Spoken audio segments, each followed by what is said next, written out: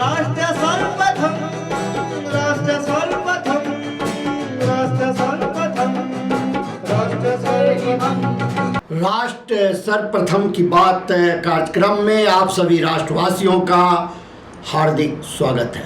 पश्चिमी जिला special staff की टीम और कुख्यात अपराधी आकाश झा उर्फ मोनू निवासी झुग्गी number 369 Indira camp number 5 Vikaspuri के बीच मुठभेड़ में गोलीबारी हुई, जिसमें आकाश झा घायल हो गया।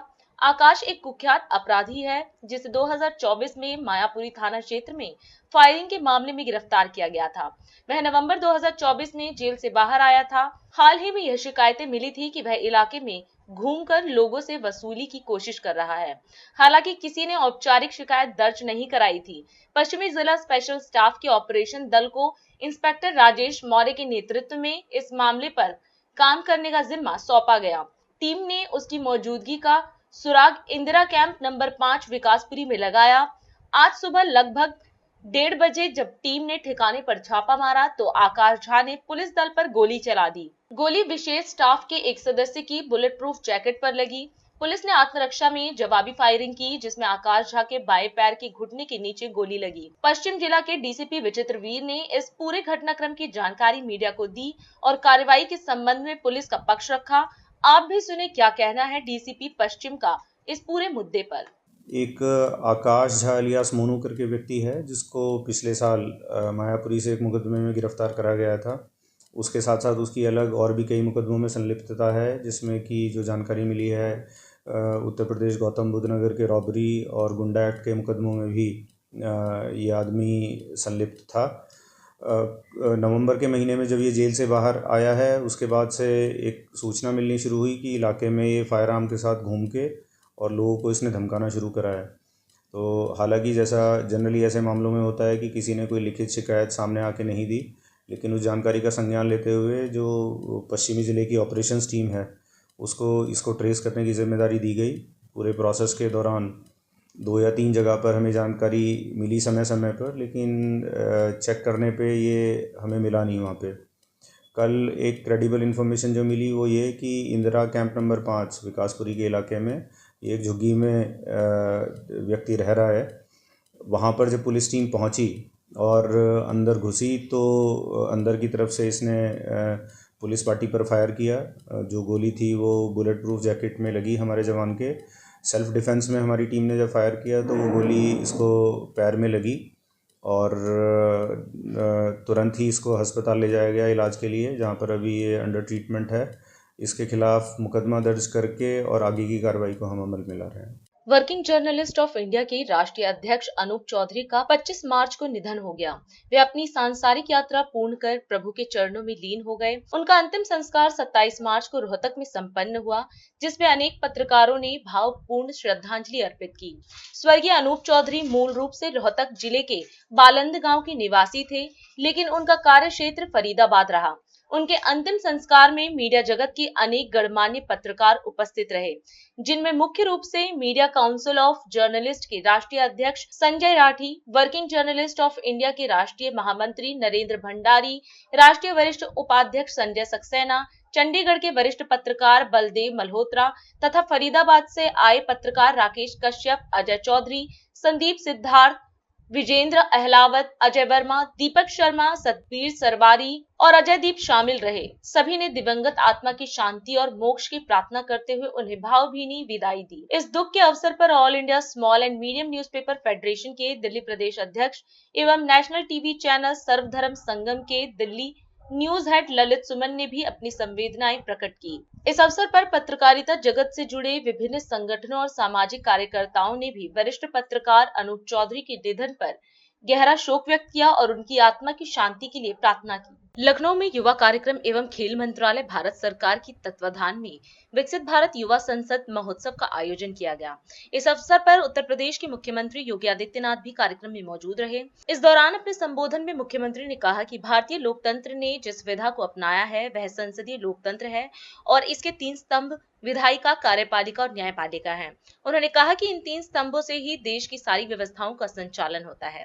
वहीं उन्होंने यह भी बताया कि विधायिका वह मंच है जहां जनता के द्वारा चुने हुए प्रतिनिधि नीति बनाने का काम करते हैं। इसके साथ ही सीएम ने युवाओं को सफलता के मंत्र भी दिए।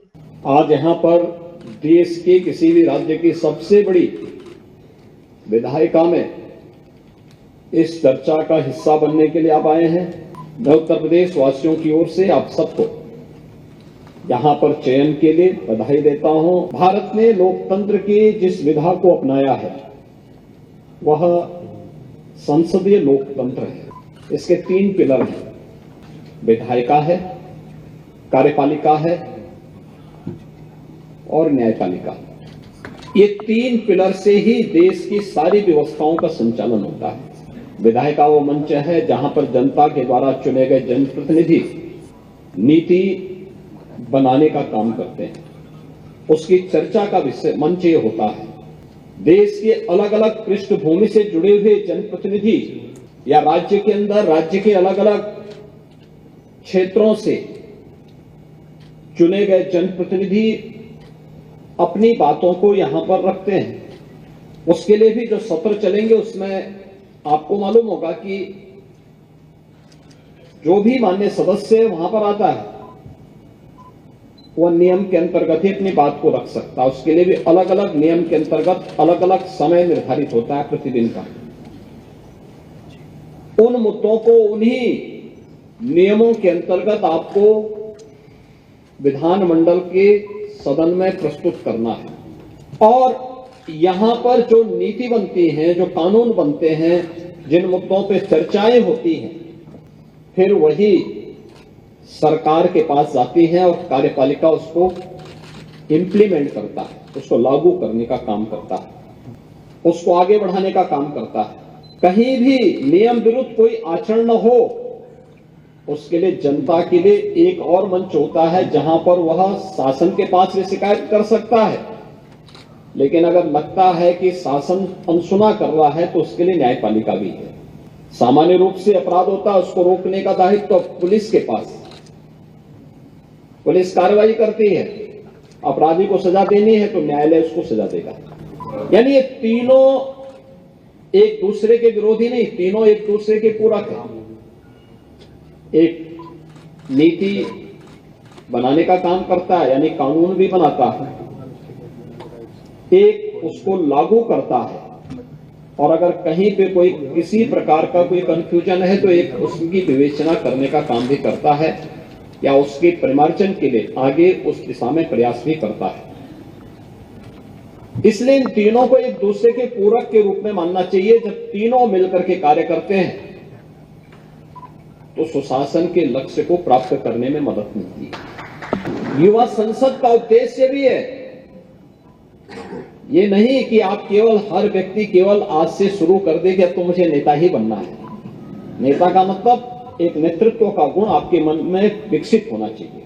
नवा रायपुर में जनजातीय समुदाय के लिए वन आधारित आजीविका के अवसरों पर 1 दिवसीय कार्यशाला आयोजित की गई। इस अवसर पर मुख्यमंत्री विष्णुदेव साय मौजूद रहे। विष्णुदेव साय ने इसे सराहनीय पहल बताते हुए कार्यक्रम का शुभारंभ किया।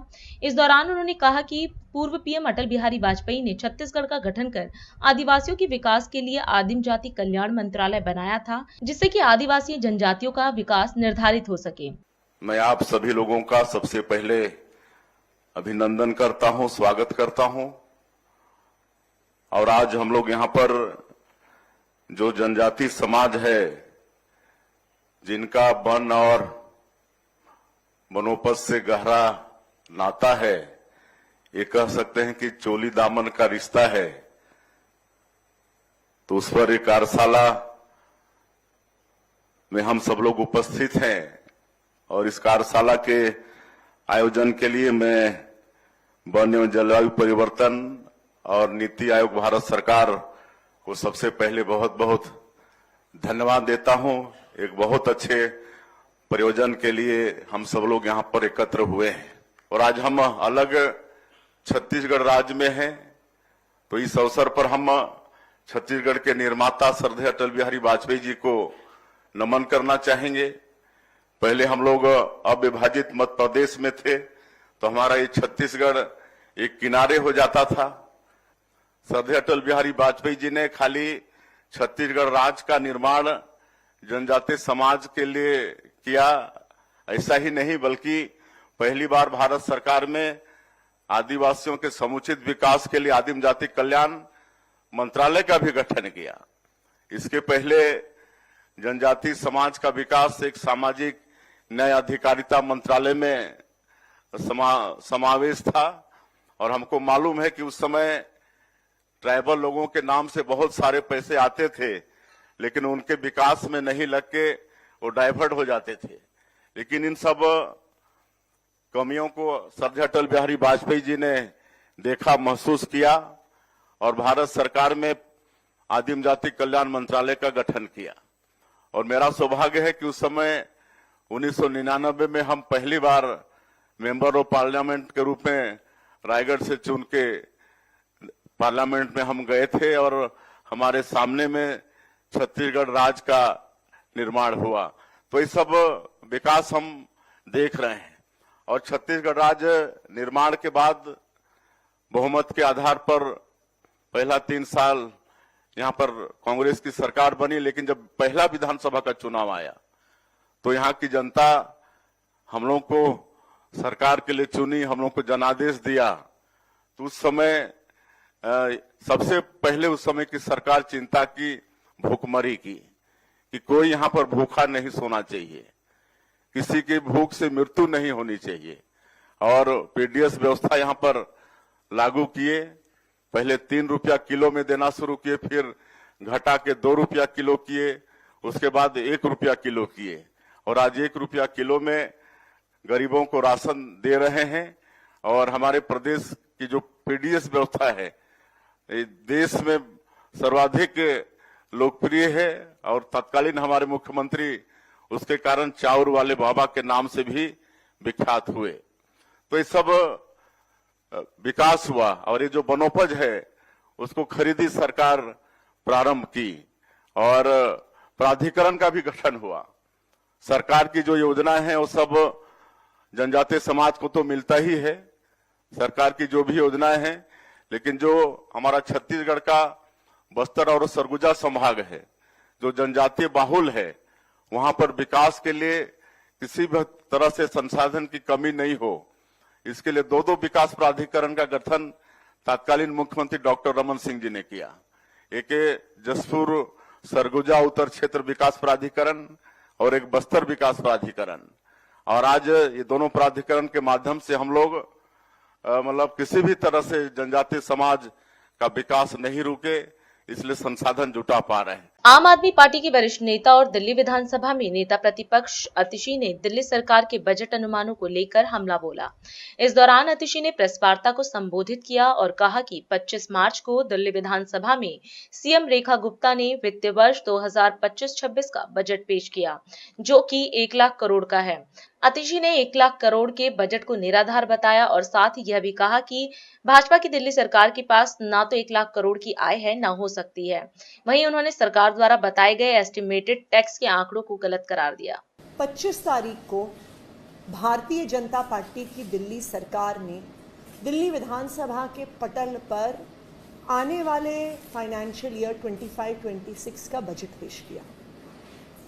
माननीय मुख्यमंत्री जी जो वित्त मंत्री भी हैं, उन्होंने बार बार कहा 1 लाख करोड़ का बजट, 1 लाख करोड़ का बजट, 1 लाख करोड़ का बजट, कि पहली बार दिल्ली के इतिहास में इतना बड़ा बजट दिल्ली वालों को मिला।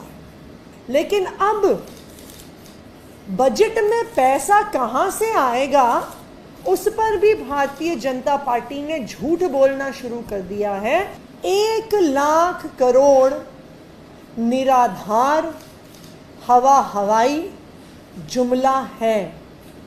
भारतीय जनता पार्टी की दिल्ली सरकार के पास 1 लाख करोड़ की आय ना है ना हो सकती है। इस 1 लाख करोड़ के आंकड़ों को मैं थोड़ा सा ब्रेक डाउन करूंगी। ये बजट एट अ ग्लांस जो मुख्यमंत्री जी ने पेश किया, उसमें उन्होंने सबसे पहले ये आंकड़ा दिया कि कहां कहां से पैसे आएंगे। सबसे पहला आंकड़ा है टैक्स रेवेन्यू। टैक्स रेवेन्यू में इन्होंने कहा है कि 68,700 करोड़ रुपए आएंगे, जो पिछले वित्त वर्ष से 10,000 करोड़ रुपए ज़्यादा है। बजट के पिछले दिन जब इकोनॉमिक सर्वे दिल्ली विधानसभा में पेश नहीं हुआ था, तो हम सबके मन में सवाल उठ रहा था कि इकोनॉमिक सर्वे तो टेक्निकल डॉक्यूमेंट होता है, उसमें ऐसा क्या था कि भारतीय जनता पार्टी ने हमारे देश की 70 साल पुरानी पार्लियामेंट्री परंपरा तोड़ दी, संसदीय परंपरा तोड़ दी और इकोनॉमिक सर्वे नहीं प्रेजेंट किया। 1951 से बजट का हिस्सा है इकोनॉमिक सर्वे, 1964 से बजट के डॉक्यूमेंट से अलग होकर बजट से पिछले दिन पेश होता है इकोनॉमिक सर्वे। लेकिन जब 68,700 करोड़ का आंकड़ा सामने आया, तब मुझे समझ में आया इकोनॉमिक सर्वे क्यों नहीं पेश हुआ। क्योंकि इकोनॉमिक सर्वे दिल्ली की इकोनॉमी की स्थिति बताता है। भारतीय जनता पार्टी की अपनी केंद्र सरकार का इकोनॉमिक सर्वे जीडीपी ग्रोथ 6.5% पे प्रोजेक्ट कर रहा है। 6.5% जीडीपी ग्रोथ पर 20% टैक्स का इंक्रीज, ये कुछ अद्भुत ही चमत्कारी इकोनॉमिक्स है जो सिर्फ भारतीय जनता पार्टी कर सकती है। जो आंकड़ा एस्टिमेटेड टैक्स रेवेन्यू का भारतीय जनता पार्टी ने रखा है, ये बिल्कुल फर्जीवाड़ा है, निराधार है, और इसी की वजह से कल बजट से पिछले दिन इकोनॉमिक सर्वे को सदन पटल पर नहीं रखा गया। अगर आप देश की इकोनॉमी के आंकड़े और दिल्ली की इकोनॉमी के जो आंकड़े उपलब्ध हैं उसके अनुसार हिसाब लगाएंगे तो दिल्ली का टैक्स रेवेन्यू तकरीबन 63,000 करोड़ के आसपास आने वाले वित्त वर्ष में होगा। यानी भाजपा की सरकार से एस्टिमेटेड 5,000 करोड़ कम, तो 1 लाख करोड़ का बजट आ गया 95,000 करोड़। दिल्ली सरकार बाकी राज्य सरकारों की तरह नहीं है कि वो बैंक से, मार्केट से लोन ले सकती है। इसलिए लोन दिल्ली सरकार सिर्फ नेशनल स्मॉल सेविंग फंड से ले सकती है। नेशनल स्मॉल सेविंग फंड का ये नियम है कि दिल्ली के लोगों ने जितना पैसा जमा किया है स्मॉल सेविंग्स में, पोस्ट ऑफिस में, पीपीएफ में, महिला सम्मान की एक स्मॉल सेविंग स्कीम है केंद्र सरकार की, जितना पैसा जमा हुआ है उसका 100% या 50% दिल्ली सरकार लोन के तौर पे ले सकती है। आज तक पिछले 10 साल में अरविंद केजरीवाल जी ने दिल्ली में एक मुनाफे की सरकार चलाई, एक सरप्लस, फिस्कल सरप्लस में रहने वाली सरकार, देश की इकलौती सरकार जो घाटे में नहीं चलती थी। भाजपा सरकार का पहला बजट आया है और पहले ही बजट में 13,000 करोड़ का घाटा दिल्ली सरकार को हो रहा है। अभी समय है एक ब्रेक का, हम चलते हैं ब्रेक पर, आप कहीं जाए नहीं, छोटा सा break. Shreya Furnishing, a unit of Nirmals, wishes you a happy Holi, celebrating the festival of colors with our exclusive home collection, featuring premium upholstered fabric, vibrant designer curtains, prismatic home and office decor, carpet and sofa covers, all at unbeatable prices. Visit our website shreyafurnishing.com or our exclusive showroom 1/88 WHS Timber Market, Kirti Nagar, New Delhi 15. Kamal Buildertech Private Limited wishes you a happy Holi, fulfilling promises with excellence. With our professional team and years of experience in delivering successful projects, we guarantee you peace of mind and top quality work at an affordable price. For more details, visit our website www.kamalbuildertech.com. Visit us F29 Central Market, Kirti Nagar, New Delhi 15. और अधिक खबरों के लिए आप हमारे YouTube channel दैनिक India दर्पण को अभी सब्सक्राइब करें और नोटिफिकेशन के लिए बेल आइकन को प्रेस करना ना भूलें।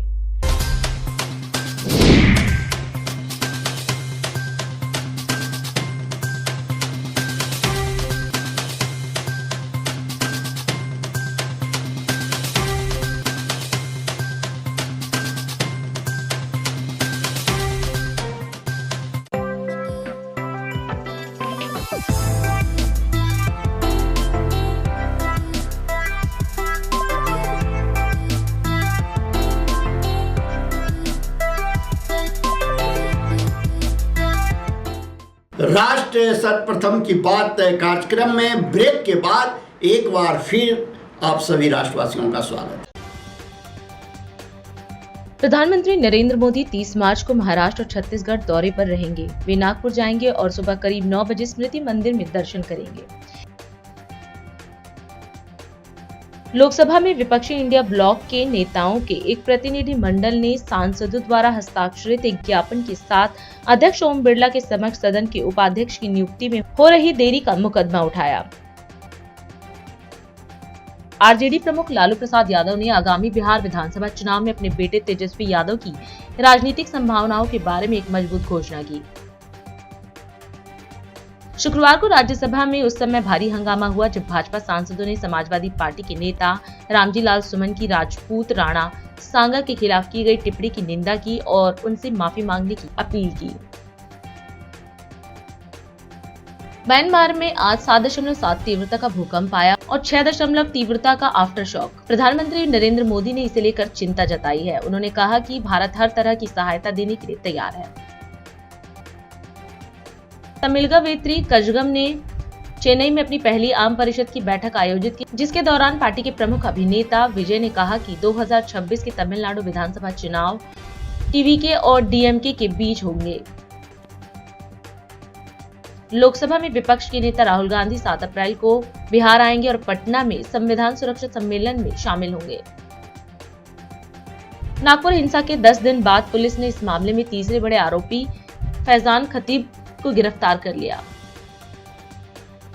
दिल्ली पुलिस ने पूर्व मुख्यमंत्री अरविंद केजरीवाल और अन्य के खिलाफ 2019 में राष्ट्रीय राजधानी में बड़े बड़े होर्डिंग्स लगाकर कथित तौर पर जनता के पैसे का दुरुपयोग करने के आरोप में एफआईआर दर्ज की। दिल्ली विधानसभा के बजट सत्र के चौथे दिन प्रश्नकाल के दौरान पीडब्ल्यूडी मंत्री प्रवेश वर्मा द्वारा विपक्ष की नेता आतिशी पर टिप्पणी के बाद हंगामा हो गया।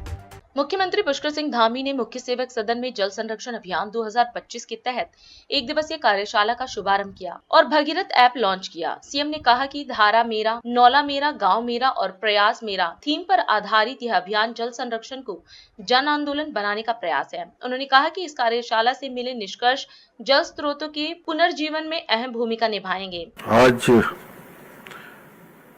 जल अभियान और भगीरथ ऐप के लोकार्पण कार्यक्रम के अवसर पर मैं सबसे पहले तो आप सभी का यहाँ आज पधारने पर आप सभी का मैं हृदय से स्वागत करता हूँ, आप सबका अभिनंदन करता हूँ। साथ ही मैं आज विभिन्न विकास खंडों में और जनपदों में ऑनलाइन माध्यम द्वारा इस कार्यक्रम से जुड़ने वाले सभी प्रतिभागियों का भी हार्दिक स्वागत करता हूं। भाइयों बहनों, ये हम सबका सौभाग्य है कि देवभूमि उत्तराखंड वनों, नदियों, पर्वतों, जलधाराओं, नौलों, धारों आदि से परिपूर्ण राज्य है और सच में जब मैं देश और दुनिया में कहीं भी जाता हूं तो एक अपने साथ बहुत बड़ी गौरव की अनुभूति हमेशा साथ चलती है और इसलिए चलती है, ऐसा लगता है कि हम भारतवर्ष में ही नहीं दुनिया में सबसे समृद्ध हैं। आज के इस अवसर पर आप सबके माध्यम से मैं सभी प्रदेशवासियों से यह आह्वान करना चाहता हूं कि भगीरथ ऐप को अपने मोबाइल फोन में अवश्य डाउनलोड करें और जिस प्रकार राजा भगीरथ ने अपने तप से, अपने संकल्प से मां गंगा को धरती पर उतारने का काम किया, उसी प्रकार अपने क्षेत्र के संकटग्रस्त, सूख चुके और जिनकी पहचान भी नहीं है ऐसे जल स्रोतों को पुनर्जीवित करने में आप सभी अपना योगदान दें, सुनिश्चित करें। मुझे पूरा भरोसा है कि आप सब जरूर इस दिशा में काम करेंगे ना सब लोग। इसी विश्वास के साथ आज इस कार्यक्रम से जुड़ने के लिए आप सभी का मैं हृदय से धन्यवाद करता हूं और अपनी बात समाप्त करता हूं। बहुत बहुत धन्यवाद। राजस्थान के मुख्यमंत्री भजनलाल शर्मा ने राजस्थान दिवस साप्ताहिक महोत्सव के अंतर्गत आज भीलवाड़ा में आयोजित विकास एवं सुशासन उत्सव में सहभागिता कर उपस्थित जनता को संबोधित किया। इस अवसर पर सुशासन के प्रति समर्पित केंद्र एवं राज्य सरकार द्वारा संचालित विभिन्न जन कल्याणकारी योजनाओं के लाभार्थियों को सहायता राशि के चेक वितरित किए। साथ ही आपडो अग्रणी राजस्थान के विजन के अनुरूप विभिन्न विकासात्मक योजनाओं का शुभारंभ किया और कहा कि इससे न केवल प्रदेश का सर्वांगीण विकास सुनिश्चित होगा बल्कि नागरिकों के जीवन स्तर में भी उल्लेखनीय सुधार आएगा। आज के इस राजस्थान दिवस सुशासन समारोह के उत्सव में मंच पर विराजमान सभी अतिथिगण और इस कार्यक्रम में आए मेरे पूजा योग बुजुर्गों, नौजवान दोस्तों और इतनी बड़ी संख्या में आई मेरी माता बहनों, सबसे पहले तो मैं आप सभी को नमन करता हूं, अभिनंदन करता हूं, आप सभी का वंदन करता हूं। आज मैं सुशासन समारोह को संबोधित करते हुए बड़ी खुशी मुझे हो रही है और खुशी इसलिए हो रही है कि आज भीलवाड़ा से संदेश जा रहा है कि जो हम राजस्थान की जनता के बीच में जो हमने वायदे किए, आज आप देख रहे हैं कि किस तरह से 10,000 करोड़ रुपए से ऊपर के कामों का आज यहां से शिलान्यास हुआ है। आज के इस कार्यक्रम में हमारे बीच में हमारे सभी प्रभारी मंत्री, हमारे सभी विधायक, हमारे सभी जनप्रतिनिधि आज यहां भीलवाड़ा से जुड़े हुए हैं। आप देख रहे हैं राजस्थान के हर जिले में ये कार्यक्रम चल रहा है। आप सभी को मैं इस राजस्थान दिवस की हार्दिक बधाई और शुभकामनाएं देता हूं और आज के इस अवसर पर मैं राजस्थान के एकीकरण में अपना अमूल्य योगदान देने वाली महान विभूतियों को भी विशेष रूप से उनके अथक प्रयासों के कारण ही राजपूताना की रियासतों का एकीकरण संभव हो सका।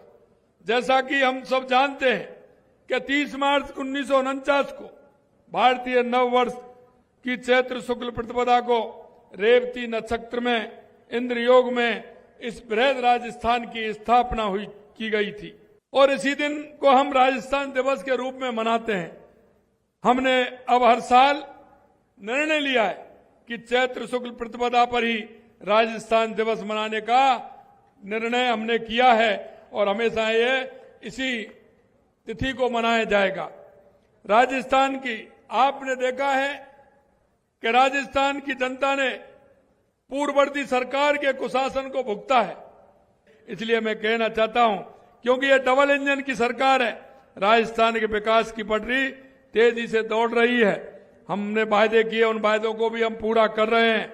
आपने देखा जल जीवन मिशन में हम तेजी लेकर आए हैं। भीलवाड़ा नहीं, पूरे राजस्थान के अंदर पूरी तरह से पानी की व्यवस्था करेंगे। राजस्थान में आपने देखा है, माननीय हमारे विधानसभा अध्यक्ष जी कह रहे थे कि राजस्थान में 35 लाख करोड़ रुपए के एमओयू साइन हुए हैं। लेकिन मैं आपसे इतना कहना चाहता हूं, क्योंकि राजस्थान इन्वेस्टमेंट समिट तो कांग्रेस ने भी किया था, लेकिन फर्क इतना है कि उन्होंने जाते हुए साल में किया था, क्योंकि सिर्फ उनको राजस्थान की जनता को दिखाना था। हमको करना है, इसलिए हमने पहली साल में राजस्थान किया है और 35 लाख करोड़ रुपए के एमओयू हुए हैं। मैं आपसे इतना कहना चाहता हूं, आप देख रहे हैं हमने पूरी तरह से राजस्थान की जनता से जो वायदे किए थे, हम एक एक वायदे को पूरा कर रहे हैं। हम महिलाओं के उत्थान के लिए काम कर रहे हैं, हम किसान के लिए काम कर रहे हैं, हम युवाओं के लिए काम कर रहे हैं और हम गरीब अंत्योदय की परिभाषा को लेकर के हम नीचे हमारे गरीब तबका कैसे अपना समय निकालता है उसके लिए भी काम कर रहे हैं। मैं आपसे इतना ही आग्रह करना चाहता हूं, राजस्थान दिवस समारोह में आज का कार्यक्रम सुशासन को समर्पित है। सुशासन हमारे देश और प्रदेश की प्रगति की कुंजी है। जैसा कि हमारे यशस्वी प्रधानमंत्री नरेंद्र मोदी जी कहते हैं कि अच्छा शासन वही है जो लोगों की आकांक्षाओं और उम्मीदों के अनुसार काम करे। और अधिक खबरों के लिए आप हमारे YouTube चैनल दैनिक इंडिया दर्पण को अभी सब्सक्राइब करें और नोटिफिकेशन के लिए बेल आइकन को प्रेस करना ना भूलें। आज हम इस कार्यक्रम में आपसे विदा लेते हैं। आप अन्य खबरों के लिए बने रहे। राष्ट्र सर्वप्रथम, वंदे मातरम, जाग उठा है भारत। राष्ट्र सर्वप्रथम, राष्ट्र सर्वप्रथम, राष्ट्र सर्वप्रथम, राष्ट्र सर्वप्रथम।